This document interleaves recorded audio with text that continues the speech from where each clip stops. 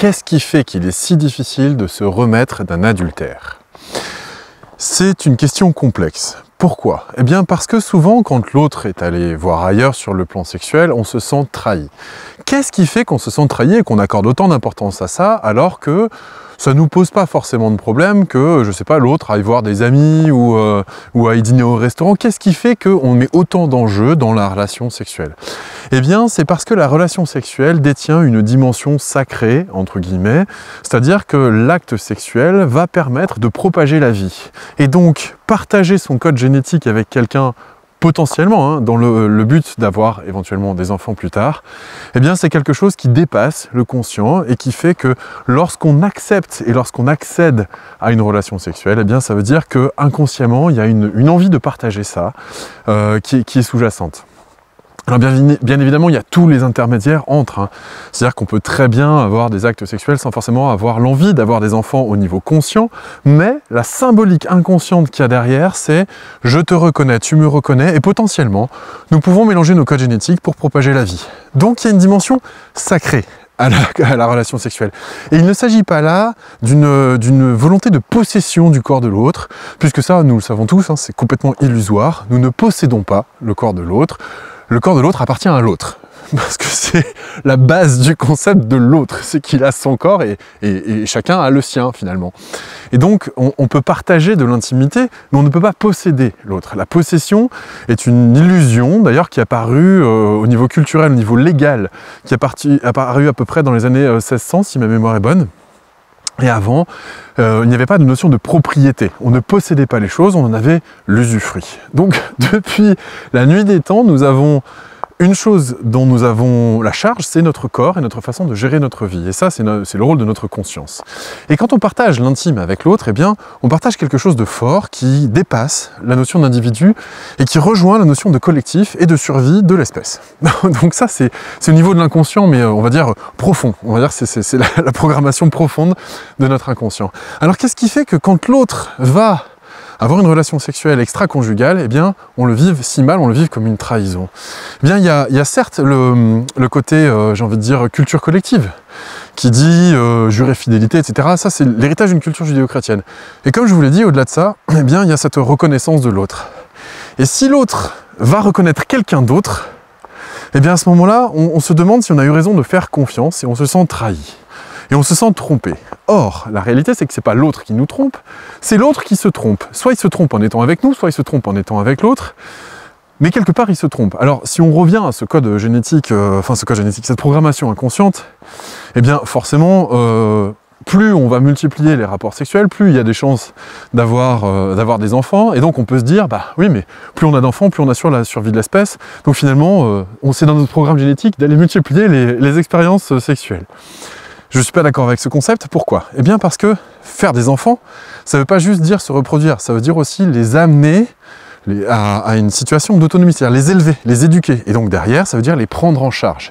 Et nous avons aussi ça dans nos instincts, où nous cherchons à protéger nos enfants d'une manière générale, le temps qu'ils s'émancipent et le temps qu'ils deviennent suffisamment autonomes. Et puis après, en général, on lâche la bride. Enfin, on essaye en tout cas.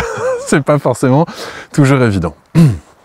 Donc, qu'est-ce qui fait qu'on a du mal lorsque l'autre va voir ailleurs et qu'on se sent trahi? Eh bien, c'est probablement cette reconnaissance réciproque dont je parlais au tout début de cette vidéo, et d'un seul coup on a l'impression de ne plus être reconnu, et c'est là où le bas blesse. C'est qu'on a l'impression que l'autre ne nous reconnaît plus dans notre essence vitale, et donc on a la sensation de disparaître. Je crois que c'est, de manière sous-jacente, c'est une des causes les plus profondes de la douleur qu'on ressent au moment où on découvre qu'il y a eu adultère. Alors bien sûr, c'est pas l'adultère en lui-même qui pose problème, parce qu'il y a c'est pas l'événement qui pose un problème, c'est la façon d'y réagir et c'est la symbolique qu'on met derrière. Et donc là, je suis en train d'essayer d'expliciter la symbolique. Parce que bien sûr, quand on découvre un adultère, il y a autant de façons de réagir qu'il y a de personnes. Il y a certaines personnes qui peuvent se dire bah, « Oh chouette, j'avais envie de faire un plan à 3, est-ce que je peux venir ?» Il y a des personnes qui se disaient « Ah bah tiens, depuis le temps que je voulais la quitter, j'ai un prétexte maintenant, c'est bien. » Ou le quitter, hein, c'est pas forcément...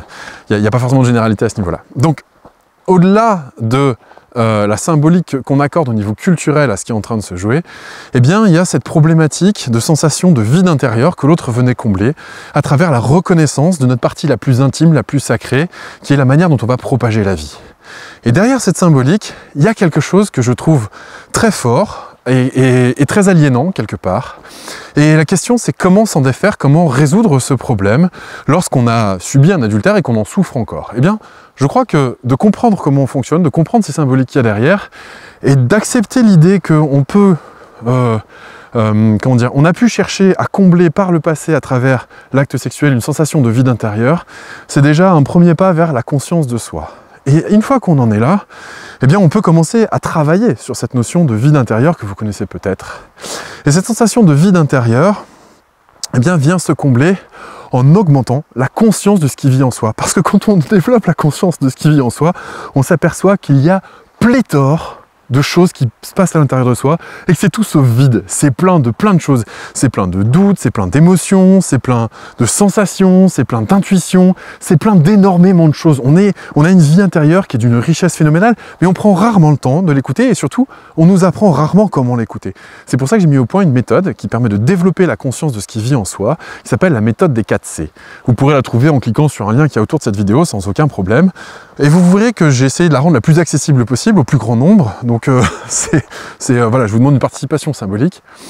Et dès l'instant où vous allez développer cette conscience de ce qu'il y a en vous, eh bien vous allez commencer à appréhender d'une nouvelle manière tout ce qui vit à l'intérieur de vous et la symbolique que vous allez pouvoir accorder aux événements. Parce qu'encore une fois, retenez ça, je pense qu'il y a une seule chose à retenir de cette vidéo à mon sens, c'est ça, en tout cas je vous invite à le faire, ce n'est pas l'événement qui pose problème, c'est le sens qu'on lui donne. Et donc c'est la symbolique. Alors il y a les symboliques sur lesquelles on a un pouvoir d'action et des symboliques qui nous dépassent largement, qui sont, comme je le disais, pour une notion de survie de l'espèce. J'espère que cette vidéo vous aura inspiré. N'hésitez pas à la partager à certaines personnes si vous pensez qu'elle permet certaines prises de conscience, si vous connaissez quelqu'un qui a souffert suite à un adultère, voire qui en souffre encore et qui n'arrive pas à s'en remettre, qui n'arrive pas à refaire confiance de nouveau au partenaire, à l'homme ou à la femme, hein, parce que ça existe dans les deux sens de toute façon, et ça existe depuis la nuit des temps. Donc sans se voiler la face, ça existe parce qu'il y a tout ça derrière.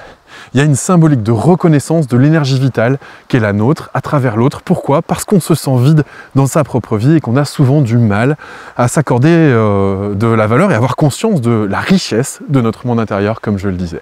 Je vous remercie d'avoir suivi cette vidéo et je vous dis... Je vais y arriver. Je vous remercie d'avoir suivi cette vidéo et je vous dis à très bientôt pour une prochaine. Ciao!